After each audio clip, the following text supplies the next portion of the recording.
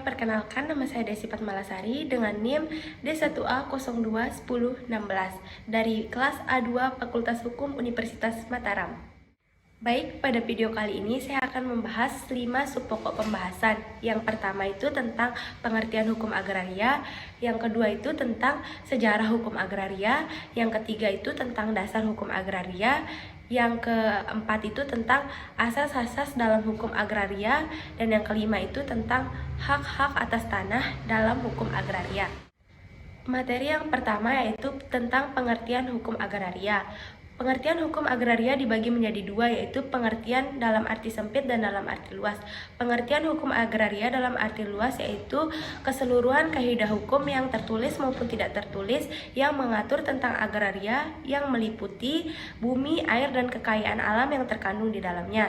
Sedangkan pengertian hukum agraria dalam arti sempit yaitu mengatur keseluruhan kaidah hukum yang tertulis maupun tidak tertulis yang mengatur tentang hukum tanah saja.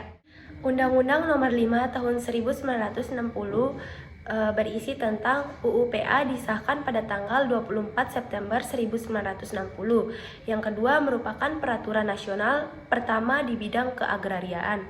Yang ketiga mencabut seluruh peraturan peninggalan hukum kolonial. Yang terakhir yaitu tersusun berdasarkan hukum adat. Tujuan dari UU PA yang pertama itu meletakkan dasar bagi penyusunan hukum agraria nasional yang merupakan sarana untuk mewujudkan kemakmuran, kebahagiaan, keadilan bagi rakyat dan negara, terutama rakyat tani dalam rangka menuju masyarakat adil dan makmur. Yang kedua itu meletakkan dasar untuk mengadakan kesatuan dan kesederhanaan hukum pertahanan. Yang ketiga itu meletakkan dasar untuk memberikan kepastian hukum mengenai hak-hak atas tanah bagi rakyat keseluruhannya. Hak-hak tanah barat meliputi hak milik yang bersifat mutlak, hak guna usaha, dan hak guna bangunan. Sedangkan hak-hak tanah adat yaitu hak ulayat. Hak ulayat hanya untuk menguasai tanah di kawasan yang persekutuan hukum adat untuk kepentingan warga persekutuan atau yang sering disebut itu hak kolektif.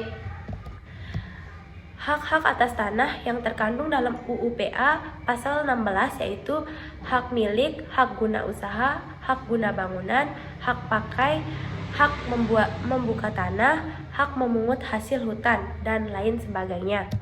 Baik, materi yang keempat yaitu tentang asas-asas yang terkandung dalam hukum agraria. Yang pertama itu asas kesatuan, yang kedua asas kepentingan nasional, yang ketiga asas nasionalitas, dan yang terakhir asas manfaat. Yang pertama itu asas kesatuan, yaitu asas bahwa seluruh wilayah Indonesia adalah kesatuan tanah air dari seluruh rakyat Indonesia.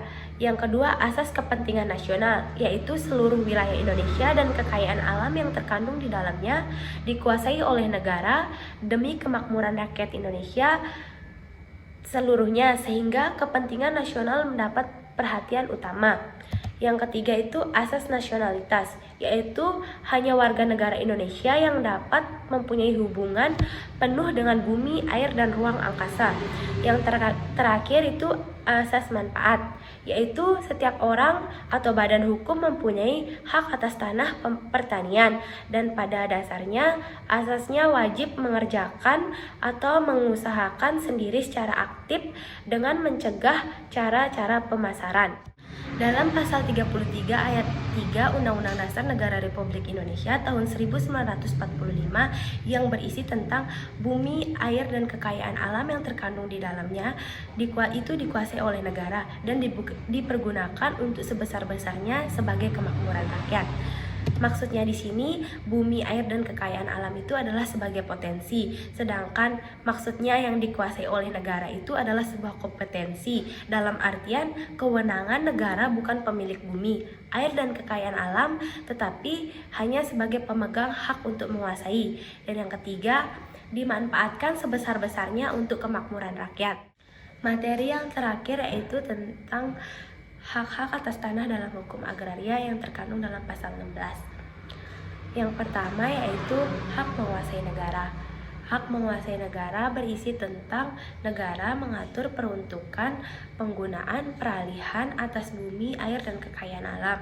Yang kedua, negara mengatur hubungan hukum antara orang atau subjek hukum atas bumi, air, dan kekayaan alam. Yang ketiga, negara mengatur hubungan hukum antara orang atau subjek hukum yang terkait dengan bumi, air, dan kekayaan alam. Yang kedua yaitu hak milik. Hak milik adalah hak turun-temurun yang terkuat dan terpenuhi yang dimiliki oleh seseorang dengan mengikatnya ketentuan dari pasal 6. Maksud dari turun-temurun itu dapat diwariskan kepada ahli warisnya. Dan maksud dari yang terkuat itu artinya paling kuat dari hak atas tanah lainnya, karena di atas hak milik dapat menumpang hak atas tanah lainnya dan tidak sebaliknya. Dan maksud dari terpenuhi itu artinya orang bisa menggunakan hak milik tersebut untuk kepentingan sepanjang tidak bertentangan dengan perundang-undangan atau hukum. Yang ketiga yaitu hak guna usaha. Hak guna usaha adalah hak untuk menguasai tanah yang langsung dikuasai oleh negara dalam jangka waktu sebagaimana yang disebut dalam pasal 29. Dan yang terakhir yaitu hak guna bangunan.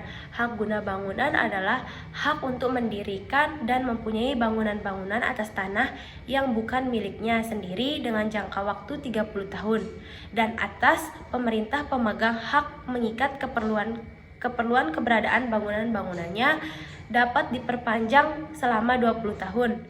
Baik, mungkin cuma itu penjelasan dari saya terkait hukum agraria. Jika ada salah, saya mohon maaf. Semoga materinya bermanfaat. Sekian, terima kasih.